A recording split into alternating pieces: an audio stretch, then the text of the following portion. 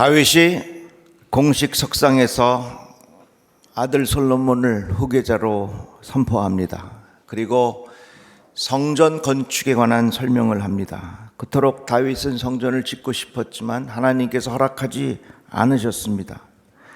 그러니 다윗이 아들 솔로몬에게 하고 싶은 말이 얼마나 많았겠습니까? 내 아들 솔로몬아, 너는 내 아버지의 하나님을 알고 온전한 마음과 기쁜 뜻으로 섬길지어다. 여호와께서는 모든 마음을 감찰하사 모든 의도를 아시나니 내가 만일 그를 찾으면 만날 것이요 만일 내가 그를 버리면 그가 너를 영원히 버리시리라. 이렇게 말씀하셨습니다. 하나님께서 우리에게 이 마음의 중심을 보신다고 하는 것을 계속해서 가르쳐 주고 있습니다. 하나님께서 사울을 왕으로 세우셨는데 처음에는 이 사울이 하나님을 의식하고 하나님의 말씀을 잘 따랐습니다. 그런데 반복해서 왕위를 행하다가 보니까 뭐 별거 아닌 것 같이 느껴지는 겁니다. 그래서 자기 마음대로 결정하면서 그의 마음의 태도가 변질되고 말았습니다. 여러분, 끝까지 예수 잘 믿어야 됩니다. 마무리가 좋아야 되는 겁니다. 끝이 좋아야 되는 겁니다. 여러분, 끝까지 믿음 잘 지키고 살아가시기를 축복합니다. 누구든지 처음은 다 잘할 수 있습니다. 그러나 마무리가 좋아야 합니다. 끝이 좋아야 합니다. 그래서 하나님께서 사무엘에게 이새의 집에 가서 왕을 찾아오라 이렇게 말씀하셨죠. 큰아들을 보고 야, 이게 왕이로구나, 여호와의 기름 부으실 자가 여기 있도다 하면서 생각을 했습니다. 그러나 하나님은 외모와 키를 보지 아니하신다고 말씀하셨습니다. 이같이 다윗의 이 마음의 태도, 마음가짐, 이런 것이 얼마나 중요한지 모릅니다. 바르지 못한 마음 태도 때문에 사울은 버림을 받았지만 다윗은 형들이 7이나 있었지만 그 마음의 태도 때문에 왕으로 하나님께서 세우신 것입니다. 그러면 우리는 어떤 마음의 태도를 가져야 하느냐? 오늘 함께 나눌 말씀은 온전한 마음이 우리에게 필요하다는 것입니다. 온전한 마음으로 하나님을 따르고 온전한 마음으로 예수 믿고 온전한 마음으로 살아가시기를 축복합니다. 오늘 본문의 말씀은 아마샤 왕에 관한 이야기입니다. 이 아마샤 왕은 남유다에서 29년 동안을 다스렸습니다. 여러분 생각해 보세요. 대통령으로 5년을 해도 대단하다가 생각을 하는데 29년을 왕으로 섬겼으니 그 당시에 얼마나 대단한 사람이었겠습니까? 그러나 여러분 잘 생각해 보면요, 우리 인생이 이 살아가는 동안 많은 일들이 있지만 요 한 세대만 지나가면요 기억되는 게 별로 없어. 미국의 역사에 보면요 수많은 대통령이 그때 엄청난 일들을 참 많이 했지만 세대만 조금 지나면요 그거 기억되는 거 별로 없어요. 지금 트럼프 대통령이 참 대단하지만 여러분, 트럼프 대통령이 지금 몇 대 대통령인 줄 아세요? 저도 조금 전에 잊어버렸어요. 우리 잘 몰라요. 여러분, 사람들에게 기억되는 것은요 오래가지 못해요. 그러나 하나님에게 기억되는 것이 복 있는 인생이라는 겁니다. 한번 따라합시다. 하나님, 내가 하나님에게 기억되게 하옵소서. 이게 얼마나 복 있는 인생이에요. 그런데 하나님께서 무엇을 보시냐? 우리의 마음의 태도를 보신다. 우리의 마음에 어떤 태도를 보시냐? 마음이 온전한가 하는 것을 보신다는 말씀입니다. 여호와께서 보시기에 정직하게 행하기는 하였으나 누가? 아마샤 왕이 온전한 마음으로 행하지 아니하였더라. 온전한 마음으로 행하지 아니하였다는 말씀입니다. 하나님께서 우리에게 요구하시는 마음의 태도가 있는데 그것이 바로 온전한 마음으로 하나님을 섬기라고 하는 말씀입니다. 자, 그러면 온전한 마음이란 도대체 어떤 의미가 있을까? 두 가지 말씀드리려고 그래요. 첫째는요, 온전한 마음은 마음의 의도가 순수해야 돼요. 잠언 말씀에 사람의 행위가 자기 보기에는 모두 깨끗하여도 여호와는 심령을 감찰하시느니라. 겉으로 옳아 보여도 마음의 행동에 이 의도가 순수해야 한다는 것입니다. 여호와를 온전한 마음과 기쁜 뜻으로 섬기라. 여호와께서는 모든 마음을 감찰하시고 모든 생각에 의도를 하시느니라. 성경은 이렇게 분명히 말씀하고 있습니다. 제가 가깝게 지내는 어느 목사님이, 선배 목사님이 보이스피싱을 당하기 직전에 구원받았어요. 전화를 하는데 말이죠, 그냥 이렇게 저렇게 꼬여가지고서 이제 거의 막판까지 간 거야. 이제 그 사람들이 이제 다 잡았다 생각한 거죠. 그래서 탁 누르면 그냥 완전히 다 넘어가는데 그 찰나에 정신이 바짝 나더래요. 그래서 겨우겨우 살았다고. 그래서 내가 물었습니다. 아니, 그렇게 보이스피싱 조심하라고 이야기도 많이 듣고 교인들에게도 그렇게 주의하고 그랬을 텐데 어떻게 내가 그렇게까지 갔어요? 그랬더니 아유, 그 목소리가 얼마나 이쁜지, 그리고 얼마나 친절한지, 아주 그냥 너무너무 목소리가 이쁘고 좋다는 얘기예요. 여러분 보세요. 아무리 친절하고 나에게 잘해줘도요, 그 마음의 의도가 순수하지 못하면요, 그거 잘못된 거예요. 우리 주변에 보면요, 이 마음의 의도가 순수하지 못한 사람들이 얼마나 많은지 몰라요. 온전한 마음으로 하나님을 따른다고 하는 것은 뭐냐? 그 의도가 순수해야 한다. 이것을 존 웨슬리 목사님은 어떻게 표현했냐면 의도의 순수성, 이렇게 말했어요. 한번 따라해 봅시다. 의도의 순수성. 마음의 의도가 순수해야 한다, 그 말입니다. 이렇게 표현했어요. 하나님의 저울을 달아볼 때에 순수한 마음에서 우러나오지 아니하면 우리가 한 모든 행동이나 고난을 견뎌내는 그것 자체로서는 무가치한 것이다. 그만큼 마음의 의도가 중요한데 그 마음의 의도가 온전하다. 그게 어떻게 해야 되냐? 마음의 의도가 순수해야 한다는 것입니다.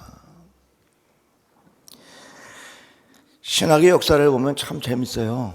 마틴 루터는 어떻게 강조했냐면 우리는 내 죄를 회개할 때 하나님께서 용서해 주셔서 우리를 의롭다 인정해 주신다. 법적으로 의롭다 인정해 주시지만 실제로 우리는 죄인이다, 이렇게 말했어요.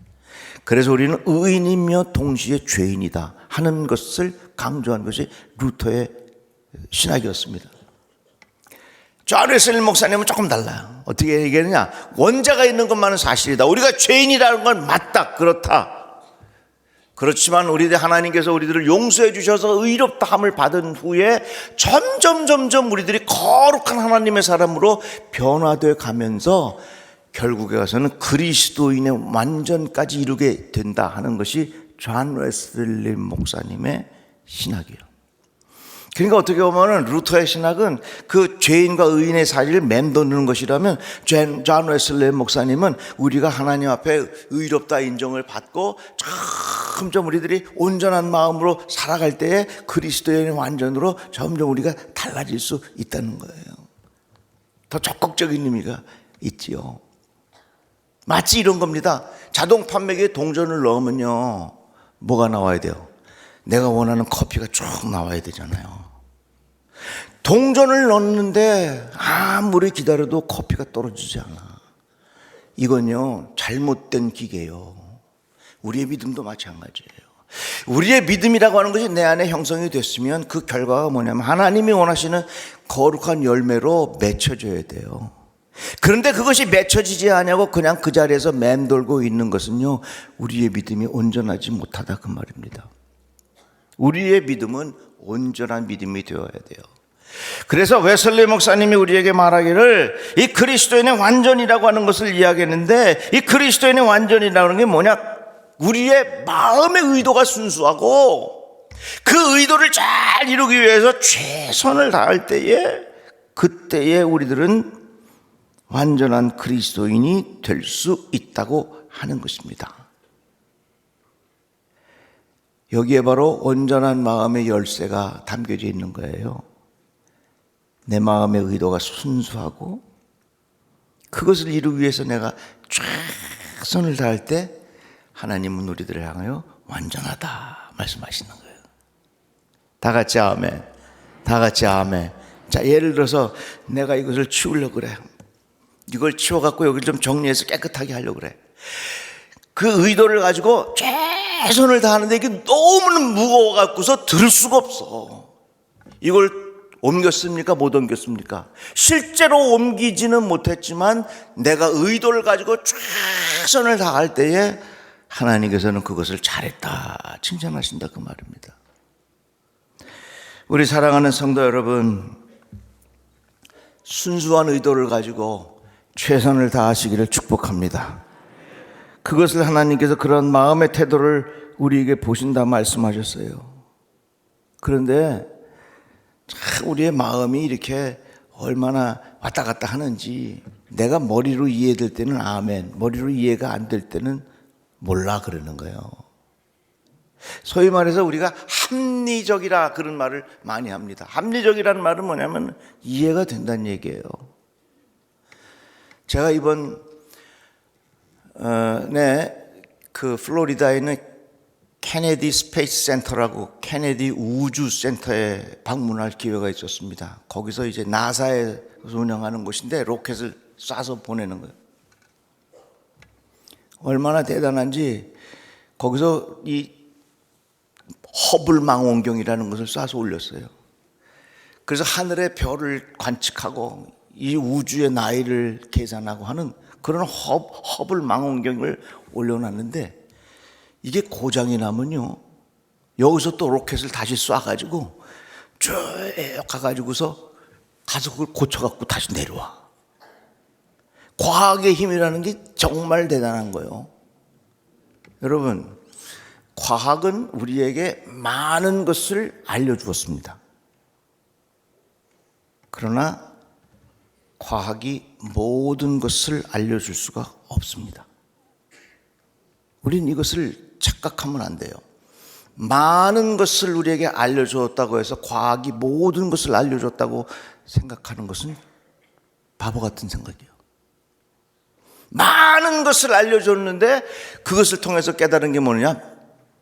모든 것을 알 수 없다는 것을 과학이 가르쳐줬어. 그래서 그 과학을 깊이 생각하는 사람들에게 갖는 생각은, 야, 이거 우리가 모르는 세계가 있구나. 그것을 영어로 something great, 뭔가 위대한 것이 있구나 라고 생각하는 사람들이 참 많습니다. 우리가 아는 것이 다고 내가 모든 것을 알 수 있다고 생각하는 사람은 정말 미련한 사람이고, 많은 것을 알 수는 있으나 모든 것을 알 수는 없다고 생각하는 사람들이 지혜로운 사람이고, 그러기에 나는 하나님의 말씀을 믿고 나는 예수를 따르기로 결심했습니다 생각하는 사람들이 참 지혜로운 사람이에요. 우리 모든 성도들 온전한 마음으로 예수를 따라가시기를 주의 이름으로 축복합니다. 신명기 말씀에 이스라엘아 들으라, 우리 하나님 여호와는 오직 유일한 여호와이시니 너는 마음을 다하고 뜻을 다하고 힘을 다하여 내 하나님 여호와를 사랑하라. 온전한 마음이라고 하는 건 뭐냐? 아주 간단해요. 순수한 의도를 가지고 최선을 다할 때, 그것이 온전한 마음이라니. 하나님은 누굴 보시느냐? 온전한 마음을 보신다. 온전한 마음이 뭐냐? 순수한 의도를 가지고 내가 최선을 다할 때에 그것이 바로 온전한 마음이고, 하나님께서 그런 사람을 찾고 기다리신다는 것입니다. 여호와의 너는 온 땅을 두루 감찰하사 전심으로 자기에게 향하는 자들을 위하여 능력을 베푸시나니, 이거 얼마나 소중한 말씀입니까? 그래서 우리 한번 따라해 봅시다. 작은 일이라도, 다시 한번, 작은 일이라도 순수한 의도를 가지고 최선을 다하자. 이게 우리 삶의 중요한 원칙이 되었으면 좋겠어요. 그래서 우리 교회가 올해 주제가 말씀으로 얻는 위로 광야의 꽃 피우리라, 이 말씀인데, 이 말씀의 행동 요령들을 이제 3월 달에 구체적으로 다 말씀을 드릴 거예요. 그 중에 하나가 뭐냐면 전보다 깨끗하게, 내가 가는 곳에 나로 인하여 조금이라도 더 깨끗하게 해보자 하는 생각을 우리가 갖고 생활 속에서 실천해 보자는 것입니다. 그래서 제가 제 나름대로는 어디를 가든지 내가 사용하던 곳을 전부 다 깨끗하게 해야 되겠다 생각을 갖고 한 달을 지내봤어요. 화장실에 가면 공중 화장실, 내가 그곳에 지나가면 나보다 전부 다 깨끗하게 해야 되겠다. 어떨 때는 화장실에 가서 지저분해. 그래서 어떨 때는 그걸 다 내가 치우고 나와. 근데 어떨 때는 또 이걸 내가 해야 되나 하는 마음이 들 때도 있어서 그냥 훌쩍 나올 때도 있어. 가만히 한 달 동안을 생각해 보니까 반은 했고 반은 안 했어. 내가 뭘 느꼈냐면요, 사소한 것이지만 순수한 의도를 갖고 최선을 다해서 하는 것이 결코 쉽지 않아요. 그러나 우리 그리스도인들이 삶의 터전에서 이런 마음의 태도를 가지고 살면 세상 달라지지 않겠어요? 우리가 큰 소리를 통해서 뭐 사회의 정의도 중요하지만 내가 거쳐간 자리, 나로 인하여 전보다 조금이라도 깨끗하게 한다고 하는 그런 마음의 의도를 가지고 살아간다면 의도가 순수하잖아요. 내 삶의 현장에서 정말 최선을 다하잖아요. 아무것도 아니지만 하나님은 그런 사람들의 삶을 귀하게 여기신다는 것을 말씀하고 있는 거예요. 일본의 한 규철도 설립자가 이런 말을 했어요. 신발 정리하는 일을 맡았다면 신발 정리를 세계에서 제일 잘할 수 있는 사람이 되어라. 그렇게 된다면 누구도 당신을 신발 정리만 하는 심부름꾼으로 놔두지 않을 것이다. 여러분, 세상에 큰일 작은 일 참 많이 있지만 내가 맡은 일이 큰 일이든지 작은 일이든지 간에 우리들이 가져야 할 정말 마음의 태도는 온전한 마음이다. 그건 바로 순수한 의도를 가지고 내가 있는 자리에서 최선을 다하는 거예요. 여러분들이 뭘 합니까? 어떤 일을 감당하고 있습니까? 무엇을 하든지 간에 내가 하는 일에 누가 보든지 안 보든지 간에 정말 순수한 의도를 가지고 최선을 다하면 하나님은 그 마음을 귀하게 여기시고 하나님께서 기억하신다, 그 말입니다. 역사에 보면 큰일 한 사람들 참 많이 있지만요, 한 세대가 지나면 결코 역사는 그 사람을 기억할 수가 없어요. 그러나 우리들이 내 삶의 현장 속에서 온전한 마음으로 내가 살아가면 하나님은 나를 기억해 주신다고 하였으니 그 얼마나 소중한 삶의 가치가 거기 있느냐, 그 말입니다. 근데 우리가 구분해야 할 게 있어요. 온전함과 완벽함은 달라요. 온전한 마음으로 예수를 따른다는 것은 완벽하다는 것을 의미하지 않습니다. 실수할 수도 있습니다. 넘어질 수도 있습니다. 잊어버릴 수도 있습니다. 어느 순간 유혹에 넘어갈 수도 있습니다. 그러나 온전한 마음으로 살아가는 사람은 넘어져도 다시 하나님께로 돌아옵니다. 절대로 하나님을 나의 성공의 도구로 이용하지 않습니다. 사람들을 사랑하면서 살지 사람들을 이용하며 살지 않습니다. 완벽주의는 옳지 않습니다. 인생이 점점 불행해집니다. 늘 사람들 앞에서 비교하고 뭔가를 보여주는 남의 인생을 살아갑니다. 그래서 자기 자신은 늘 옳다고 강하게 주장합니다. 비교하면서 늘 자기 자신이 더 낫다는 것을 사람들에게 보여주어야 하기 때문에 주변의 사람들의 단점만을 골라냅니다. 함께 더불어 살아가는 삶의 자세가 되지 못합니다. 이것이 오늘날 완벽주의의 특징입니다. 완벽주의는 의도가 순수하지 않습니다. 온전한 마음으로 예수를 따르고 온전한 마음으로 이 사회에서 살아간다고 하는 것은 내가 완벽하게 살아간다는 것이 아닙니다. 내가 정말 하나님을 사랑하고 이웃을 사랑하는 순수한 의도를 가지고 내 주어진 현실 속에서 내가 최선을 다할 때 그것이 바로 온전한 마음으로 살아가는 삶의 자세인 것입니다. 동양 고전에 이런 내용이 있습니다. 선비들도 높은 단계의 선비가 있고 낮은 단계의 선비가 있는데, 가장 높은 단계의 선비는 도를 들으면 그것을 성실하게 실천하지만, 중간 단계의 선비는 도를 들으면 반신반의하고, 가장 낮은 단계의 선비는 도를 듣고서도 그것을 크게 비웃어 버린다. 선비도 깨달은 것에 대하여 어떻게 행동하느냐에 따라서 레벨이 달라지게 되어 있어요. 사랑하는 성도 여러분, 우리가 예수를 수십 년 믿어도 왜 기쁘지 아니한가? 이유가 있습니다. 생활 속에서 내가 변화되지 않으니까 재미가 없는 거예요. 커피 마시기 위해서 동전을 넣었으면 자동방 판매기에서 거기서 탁 떨어져야 그게 제대로 된 거예요.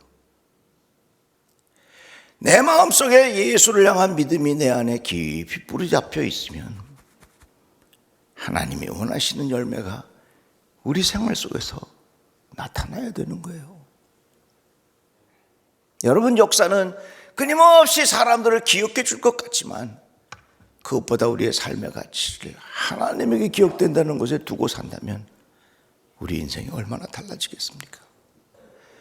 온전한 마음을 눈여겨보시는 하나님, 순수한 의도를 가지고 내 삶의 현장에서 최선을 다할 때에 하나님은 나를 기억하여 주실 줄로 믿습니다. 이렇게 살아가는 우리의 삶이 되기를 주의 이름으로 축복합니다. 하나님 감사합니다. 주의 말씀을 들었습니다. 온전한 마음의 사람 되게 하여 주셔서 하나님에게 기억되는 나의 인생이 되게 하여 주시옵소서. 예수님의 이름으로 기도드리옵나이다. 아멘.